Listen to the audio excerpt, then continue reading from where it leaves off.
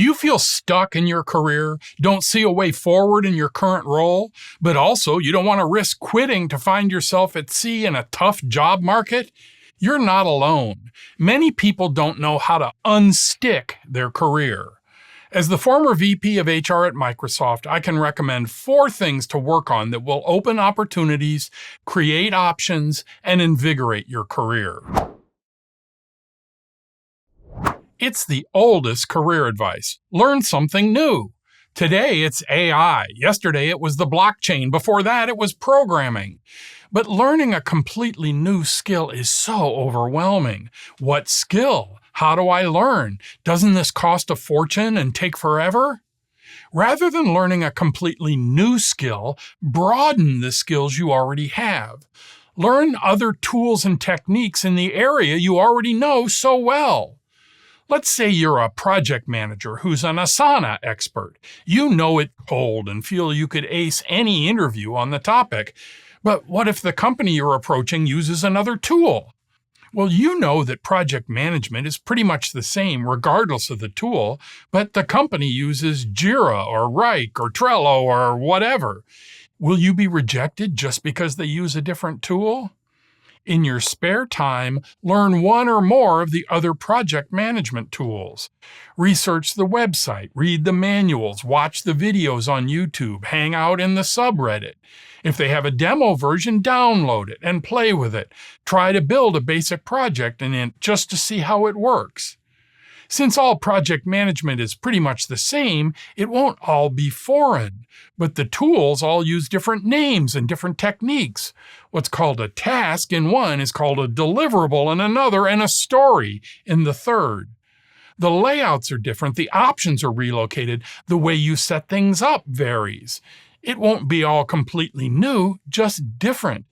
The challenge is more of translation than that of a whole new skill. You'll find that after learning the second tool, the third and fourth and fifth will be easier and easier to pick up. You'll catch yourself saying repeatedly, "Oh, I see, in this one they call that something else." Everything's the same, only different. The same is true in almost every discipline. Are you a programmer? Learn other languages and frameworks. An Excel star? Learn Google Sheets and Mac numbers. A sales expert who knows Salesforce's CRM? Learn HubSpot and Monday.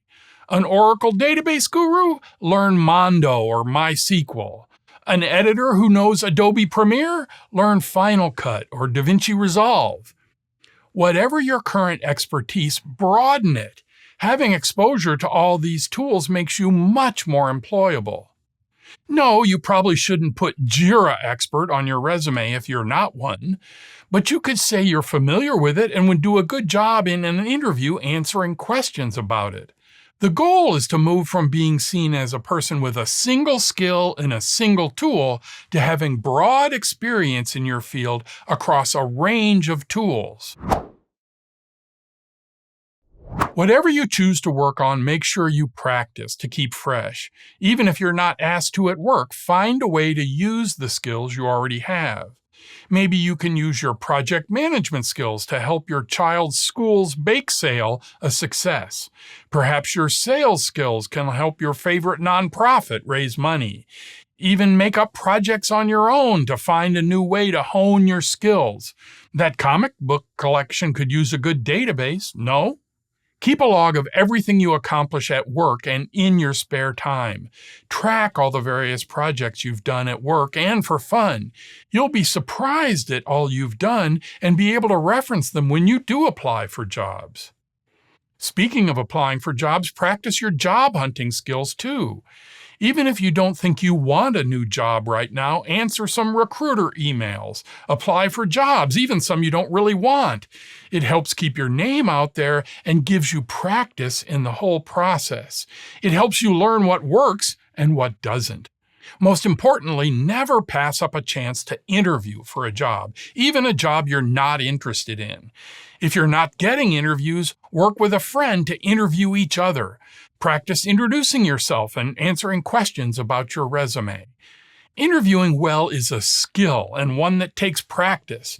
Better to bomb an interview that you don't care about than the one you really want. The goal is to have a great, smooth answer when the interviewer says, "Tell me about a time when," and you'll have examples from your log and practice to ace the interview. These days, everyone should pay attention to their personal brand. Often called your digital footprint, your brand is simply what people will see when they go looking for you. Of course, you should polish your resume. There's lots of resume advice out there. I'll focus on just two things: less is more and actions over adjectives. Your resume will only get a few seconds of scrutiny. Edit it down ruthlessly to the things that really matter. Every deletion is one less distraction.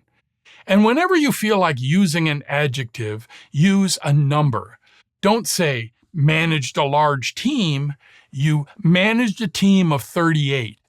Numbers speak details. Adjectives speak puffery.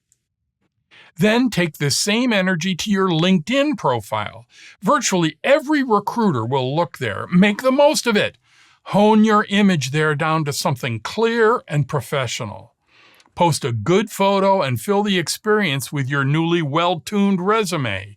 Even if you don't like LinkedIn, it's the place to be seen. Be there. Consider even creating a personal website. Point to it from your LinkedIn and other social media. There are very inexpensive services like Wix or Squarespace or Weebly where you can create a simple site. Showcase your experience, some of those projects you've done from that list you kept, remember? Or your portfolio of samples, if that applies. If you have the stomach for it, consider engaging constructively on social media. Try posting and commenting thoughtfully on LinkedIn or Threads or Instagram. Obviously, you want to be careful about engaging in online spats. Hot takes are rarely constructive, but thoughtful comments will gain attention and increase your digital footprint. Then check your results by searching for yourself. What comes up first? Things you're proud of? If not, work at adding to the results by posting and commenting. Take it from someone with one of the most common names in the English-speaking world. This can take some work, but standing out in a good way is possible. The goal of all of this is to build a personal brand, something the recruiters will see when they search for you, which they most definitely will. The most important asset you will ever have in your career is a rich network of people you know. I've outlined how to build your network in this video a couple of weeks ago. I'll link to it in the description. The key is to expand your visibility beyond the people you work with every day. If you work in a large company, connect far and wide with people well outside your immediate area. You work in sales, connect with people in manufacturing, customer service, finance, HR, and beyond. Every connection you make expands your visibility across the company. Whether you work in a large company or a small one, expand your network beyond it. Connect with peers in the industry, people with similar jobs in other industries, with people you meet online. Network with people in your personal life and find out what they do, what they love and hate about it. What is a challenge? Every connection you make is another node in your network. Commit to expanding your network by adding a new connection every week. Soon you'll have a vast web of people who will help you find more connections and more roles. The goal is when part of your network hears, "I wish we could find someone to do that," they'll say, "Hey, I know someone we should talk with." To get unstuck in your career, broaden yourself and your world. Expand your skill set, your digital footprint, and your personal network. Soon you'll have options and opportunities you didn't see before, and put your career into a new gear.